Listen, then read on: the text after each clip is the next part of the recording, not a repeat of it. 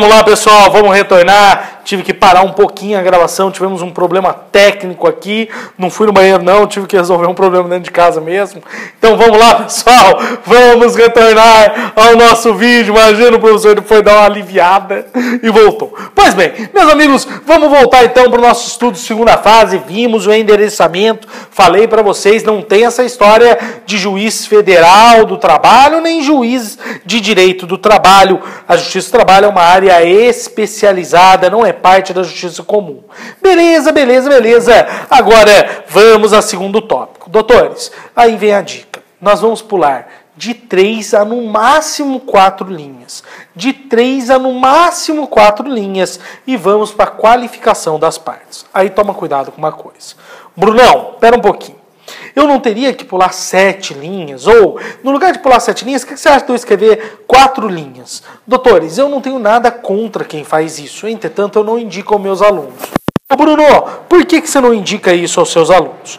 Por um motivo. Porque na segunda fase, meus amigos, é muito importante você fazer uma peça limpa, uma peça ordeira. Por isso eu prefiro que o aluno pule de 3 a 4 linhas, tá bem? Beleza, pulamos então 3 linhas e aí vamos para a próxima folha. Na próxima linha, você vai contar 4 dedinhos e começar a escrever. Daí você vai começar a qualificar as partes.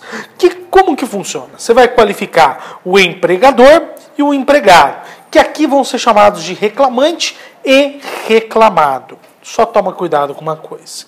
Entre a qualificação dos dois, você já vai fazer o seguinte, você vai identificar o instrumento processual. Você vai demonstrar para o examinador que você sabe os artigos que fundamentam aquela determinada demanda. Pois bem, vamos dar uma olhada então na qualificação das partes e identificação do instrumento processual. Começando então pelo reclamado. O reclamante. O reclamante, quais dados que tem que ter? Deve ter nome completo, estado civil, nacionalidade, profissão, nome da mãe, data de nascimento, número de RG, número de CPF, número de CTPS, número de PIS, bem como endereço completo com CEP. Beleza. E o empregador, o reclamado? O reclamado deve conter nome completo, CPF se for pessoa física. Agora, se o empregador for pessoa jurídica, razão social e CNPJ. Beleza. Endereço completo com CEP, já que a citação é feita pelos Correios de acordo com a súmula 16 do TST. Beleza, doutores. Vamos entender algumas coisas aqui. Primeira delas, doutores, você não cria dados. Exemplo, eu não tenho o CPF dele, eu vou criar um. Ou então eu não tenho a profissão do empregado, eu vou criar. Isso eu não posso fazer. Diga-se de passagem, sua peça pode ser anulada por causa disso. Porque pode ser considerado, identificação de peça. Que você está marcando a peça para alguém que conhece você, te dá nota. Por isso mesmo, não faça isso. Eu não crio dados. Ah, Bruno, mas se eu não sei, o que eu faço? Simples, escreve profissão, vírgula e segue.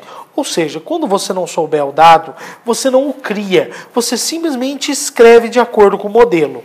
Quando a questão te trouxer o dado, aí você coloca. Estava lá na questão que ele era metalúrgico, você não põe profissão, você põe metalúrgico, tá bem? Beleza, beleza, beleza. Lembrando o seguinte, a fundamentação da reclamação trabalhista está nos artigos 840 da CLT e 282 do CPC.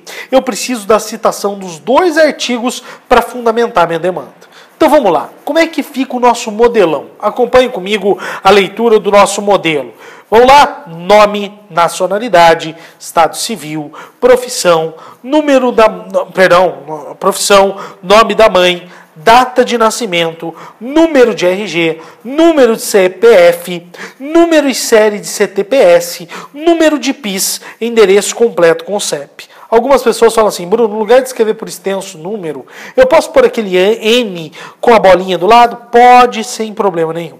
Aí ele continua: por seu advogado, que essa subscreve, vem a presença de Vossa Excelência com fundamentos nos artigos 840 da CLT e 282 do CPC, propor a presente reclamação trabalhista, pelo rito de tracinho. Doutores, notem que a parte em azul é para destacar a identificação do instrumento processual, que é exatamente o artigo 840, 282 do CPC. Beleza? Perdão, 282 do CPC e 840 da CLT. Depois ele termina qualificando o empregador. Ele vem e fala: em face de nome, número de CNPJ, endereço completo com CEP, pelos motivos de fato e de direito a seguir expostos. Pronto, doutores, já falou tudo, todos os dados, notaram? Então assim que vai funcionar a nossa querida reclamação trabalhista. Beleza? Tranquilo, meus amigos? Belezinha, belezinha? Então vamos adiante. Beleza. Posteriormente a isso, aí vem a dica.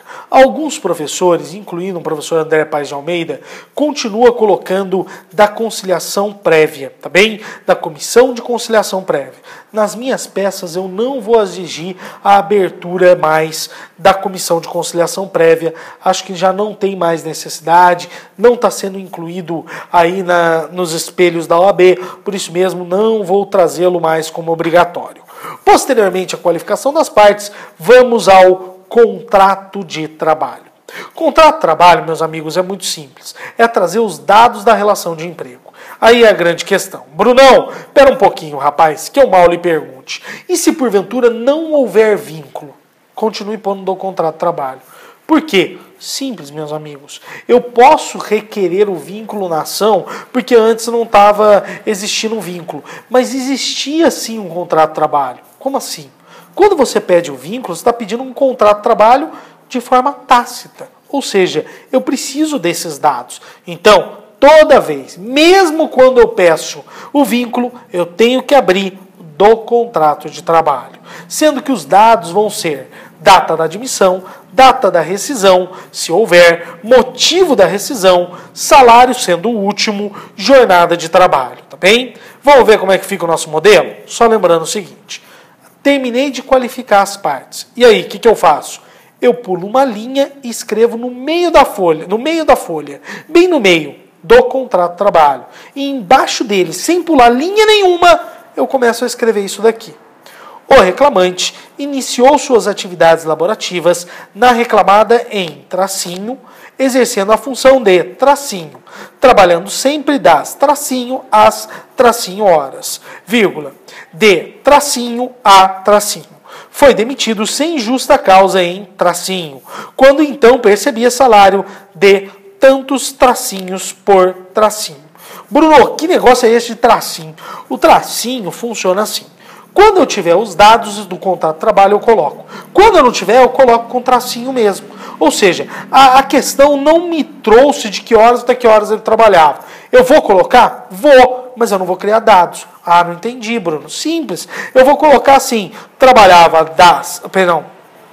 trabalhando sempre das tracinho às tracinho horas. Pronto, eu não criei dado, notaram? Mas eu coloquei o que deveria estar no contrato de trabalho. Beleza, terminado o contrato de trabalho, e aí, Brunão? Eu vou pular uma linha e vou começar nos tópicos. E aqui está o segredo da sua aprovação. Doutores, entenda uma coisa. O segredo da segunda fase está aqui, nos tópicos. E aí a gente começa a desmistificar algumas coisas. Segunda fase trabalhista e a peça trabalhista, ela não é como uma peça de direito civil. Eu não vou ter um tópico dos direitos e depois um tópico dos fatos e dos direitos. Não funciona desse jeito. Não é como no processo civil que eu vou ter um tópico dos direitos e dos fatos. Não é assim, não. No processo de trabalho não funciona desse jeito. Poxa, Brunão, então de que jeito que funciona? Simples. No lugar de eu abrir um tópico geral dos fatos e dos direitos, aqui, a cada direito requerido, eu vou abrir um tópico. Vai funcionar assim. Toda vez que eu tiver 4 direitos, exemplo, adicional noturno, férias, 13º e periculosidade. Imagine que eu tenho esses 4 tópicos a pedir. Pois bem, meus amigos, esses 4 o empregador nunca me pagou e eu vou requerer. Como que funcionaria lá no processo civil?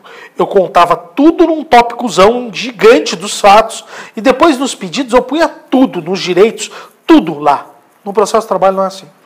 No processo de trabalho é muito mais simples, é muito mais fácil. Essa é a nossa vantagem.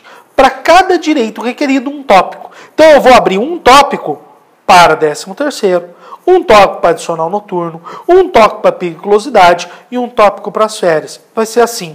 Eu vou pular uma linha de contrato de trabalho e vou escrever das férias. Vou pular mais uma linha, vou terminar o tópico das férias, vou pular uma linha do 13º. Vou escrever tudo embaixo, depois vou pular mais uma linha e vou escrever do adicional noturno. E beleza, vou